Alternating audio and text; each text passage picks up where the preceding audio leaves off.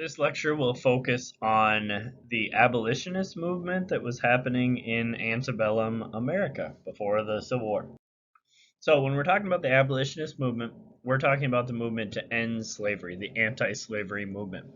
And so, really, at this point in this time in America, this was the most divisive thing. This was the reform movement in antebellum America that was happening that really cut the country in half, into the South and the North, with very, very different ideas about what they wanted and about what they wanted the country to be.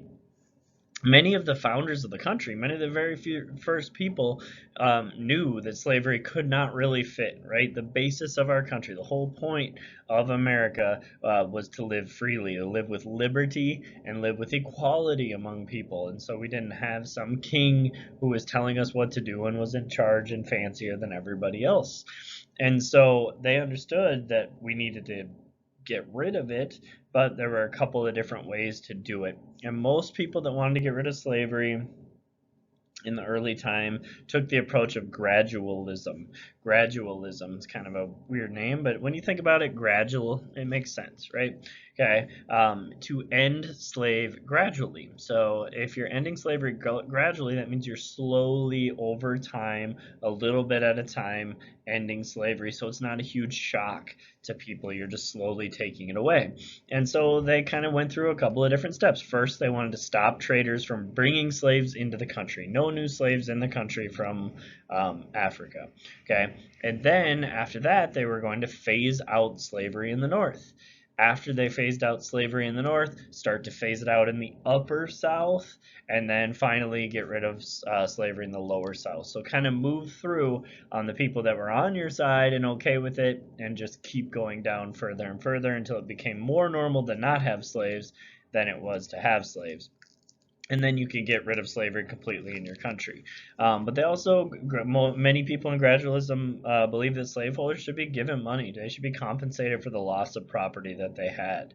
Okay, and they argue that all of this just kind of slowly moving, paying back for the slaves, all that kind of stuff would really help the economy adjust in the South and not make it completely fall apart when slavery was taken away. All right. One of the methods that a lot of people thought of with ending slavery and what to do with those people afterwards was colonization. Because what they realized was ending slavery won't help racism. So people will still hate these freedmen that were once slaves. And so, really, the best thing for them would be to return to their ancestral homeland, return back to Africa, and, allowed to be free there. And so in 1816, the American Colonization Society was created, and they bought a big chunk of land in West Africa in order to send those freed slaves back to there. Some actually went and they established their own country, the country of Liberia, and you've seen this flag before. Okay, this is the Liberian flag, very close to America, right? But only about 15,000 people actually moved over there out of these 1.5 million African Americans that were in America. Why? Okay, what was the problem with it? Well, first off, it's going to be almost an impossible feat to try to move 1.5 million people from one continent to another and resettle them. Like, that's just logistically a very difficult thing to do. And then also, most of these enslaved people thought of America as their home. They didn't want to move. They had been there for generations and generations and generations, and they had no idea what Africa was like. They didn't know what this place they were going to was like. They were Americans at this point. They had been living here for a long time. And so they didn't want to go. This was their home. So at this point, gradualism was seen as not enough for a lot of people. And so a lot of people went to the new idea of abolition. Okay, abolition or abolitionism. Okay. And this is the idea that slaves should be freed immediately and without compensation to those people. They're people, they should be treated as such, and they should not be owned by anybody.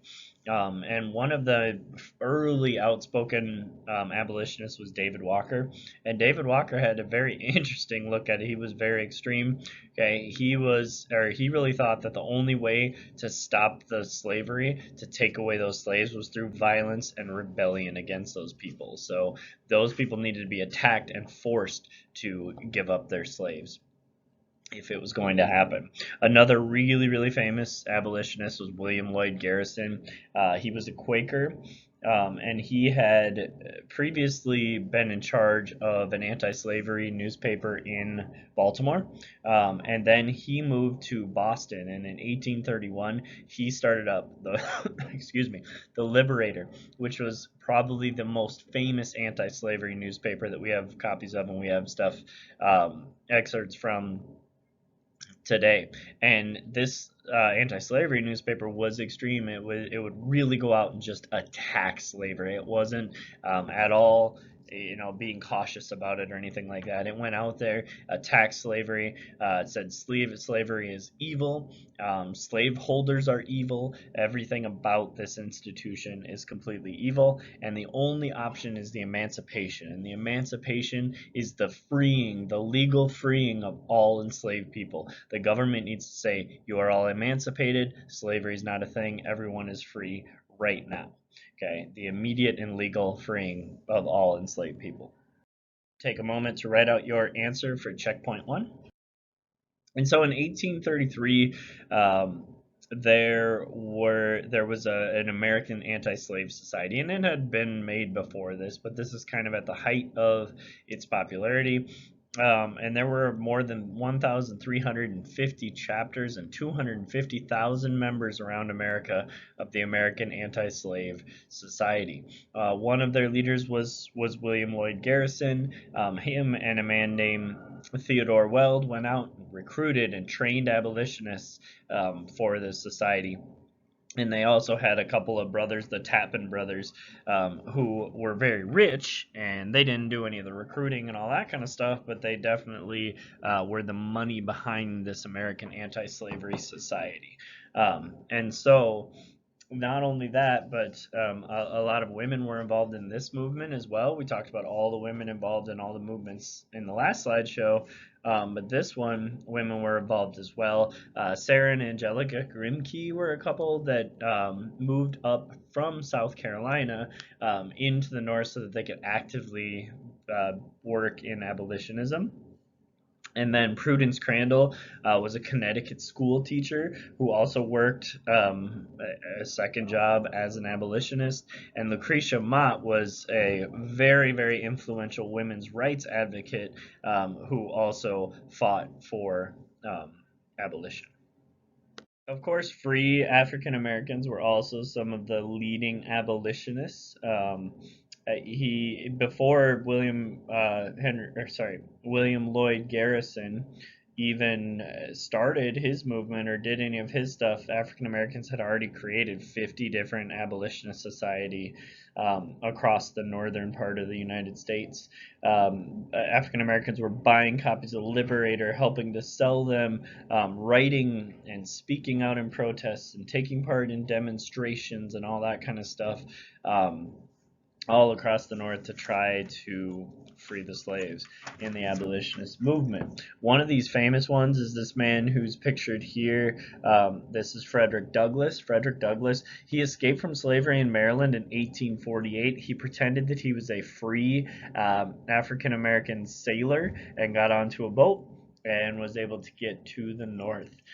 He was an excellent speaker, an excellent writer. He wrote his own autobiography about himself in 1845, and he even published his own newspaper, the North Star, and became a very, very powerful public speaker that would speak out against slavery. Sojourner Truth was another freed African American.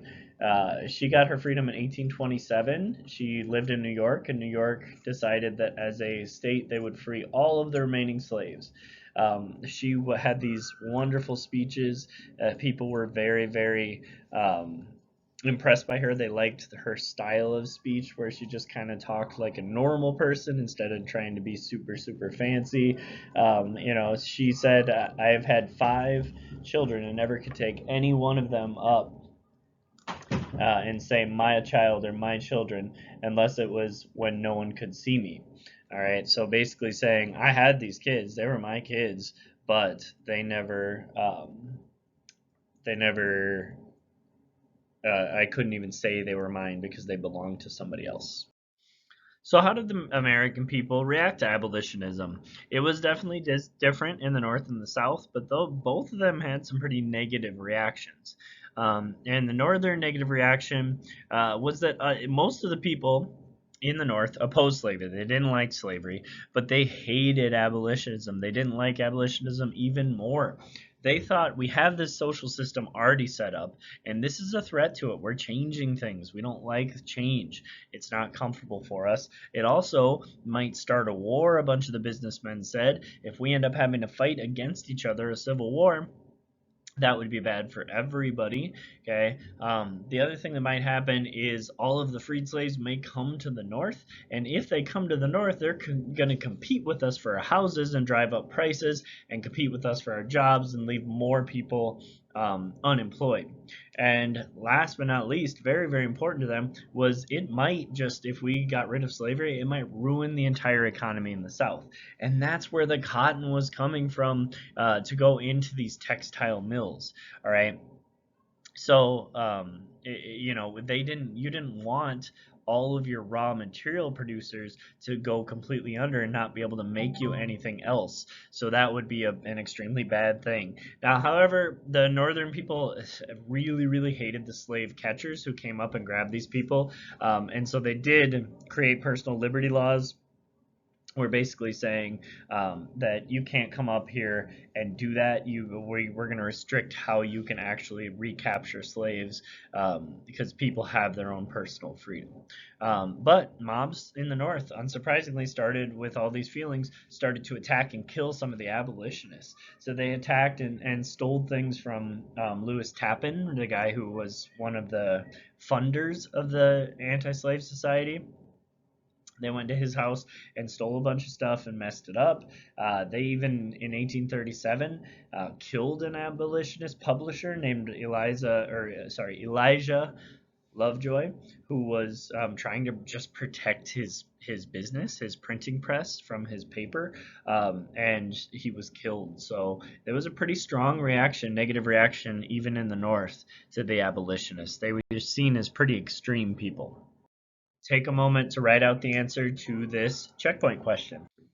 There were also many reactions in the South, and a lot of the reactions in the South were kind of defending slavery against abolitionism. And so the Southern reaction, one of the defenses that they gave the governor of South Carolina, called slavery a national benefit, that it was helping everyone in the country, and we needed this because the South is harvesting those goods that are helping out the people in the North. And so it'll hurt the whole country if we get rid of slavery. And then an academic in the South also claimed that slaves didn't want their freedom. They said, "I don't want their freedom because they're very close with their masters and they would like to stay in this close relationship with their slaveholders," which seems absolutely ridiculous today, but that's the argument that they were making back at that time. Also, with the Liberator out there trying to get people all whipped up and everything, we know that Nat Turner, the man who we talked about previously, who led that rebellion and killed 50 Virginians, more than 50 Virginians, people thought that it was the newspapers like the Liberator that caused these kinds of rebellions and this kind of violence, and so they demanded that we shut that down. And some states even said, "We won't stay in the Union. We won't be part of this country if you don't shut down these terrible newspapers that are getting everyone to be violent, okay, and spark this rebellion." And so In 1836, under this pressure, a gag order was put on the papers from the House of Representatives, and the House of Representatives also said that all abolitionist petitions should be shelved, put away without debate. So we're not going to talk about them, we're not going to do anything with them, they're just done. Take a minute to write out 3 questions that you have from the notes so far. If you don't have any questions, then write 3 test questions you might see on a quiz or test.